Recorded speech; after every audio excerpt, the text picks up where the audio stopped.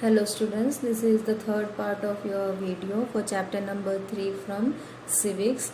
So in last video we have learned about the role of the government. Under that first point we have already completed the selection of national government, how it is being selected or formed, that we have completed. We are going to cover the second point under the role of parliament, that is to control, guide and inform the government. So after forming a government, how they perform the above mentioned tasks. So they were having the questioning hour. During questioning hour, MPs ask questions about the working of the government. What are they doing, how are they doing, how far they have reached, everything is being asked by the MPs. Now it is an important way through which the parliament controls the executive. So after forming a majority party and by winning and becoming a government, they cannot work according to their will. So always they were having some sort of control on the executive. So it is not like that they form a government then they can do whatever they want to do. Opposition party play a critical role in highlighting drawbacks of the government. So here the another important part is fulfilled by the opposition party. They always keep a check on the government's working. They always highlight their drawbacks. If it is not done properly, they have not worked properly, they asked why, they asked for the reason, or up to what time it would be completed. Everything is being highlighted.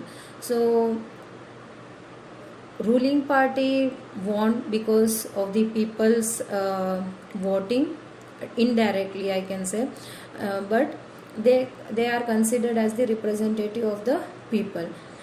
They work for the people, behalf of the people, as we have choose them. But here opposition party also plays an important role. They are also in kind of representative of the people, because they are always keeping check on the ruling government, which is not done by the common people, because they elect and they forgets. They just don't have much time to ask whether the government is working properly or not. So these things are being done by the opposition party. They are always highlighting the work of the government or their drawbacks. Government gets value feedback. By this what happened? They get the valued feedback, how they are working, what has to be more improved, or to keep them on toes. That is being done by the opposition party. So government is always on their toes, ready to work, ready to improve themselves. Because of whom? Because of the opposition party. For the financial matters, any kind of budget has to be passed, then the parliament's approval is very much needed. MPs are the representative of the people, indirectly plays a central role in controlling, guiding and informing the parliament. So already indirectly, because who are the MPs?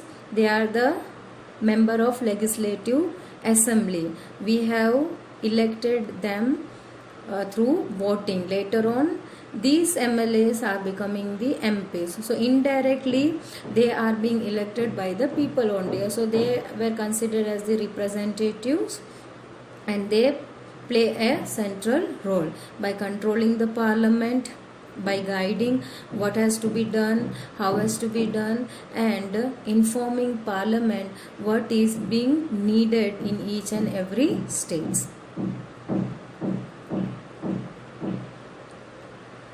The third one is law making.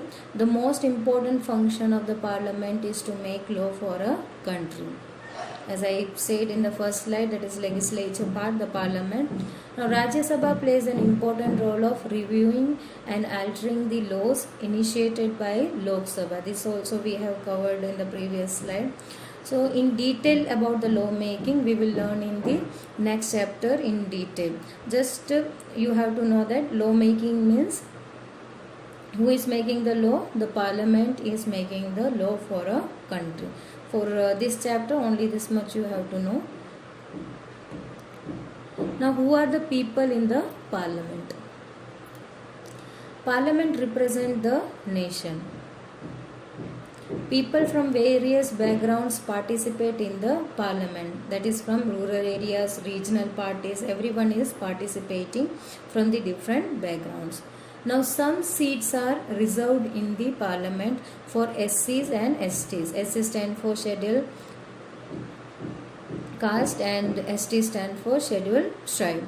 So that interest of the people living in the backward areas can be represented in the parliament, because these groups SCs and STs are belonging from the minority groups, so they also needed the chance to be in the parliament. So their seats are being reserved to give away the equality to them to become a part of the government. So their seats are being reserved. To ensure that communities that have been historically marginalized are given adequate representation. Already you know the SCs and STs are from the past they are marginalized, they are being kept separated. Now reservation of seat in parliament for SC and ST, that is out of 543 seats what we have discussed in the slides, that is out of 543, 423 are given to the generals, and SCs were given how many seats? 79. To STs it is given the 49 seats, and Anglo-Indians already you know the 2 seats are given to them. So this is the data taken from your textbook itself, and this is the data of 2004. So it keep on changing, it will never remain the same, it will keep on changing. Now issues of the women reservation is still being debated. Why? Because they were considered as the half population of the voting, and due to very low representation of women MPs in parliament, and to make parliament truly the representative. So this issue was still debated, because if we considered the half population as the male who is voting, then the half population is the woman. So in the parliament also they should get equal seats, half to the men and half to the women.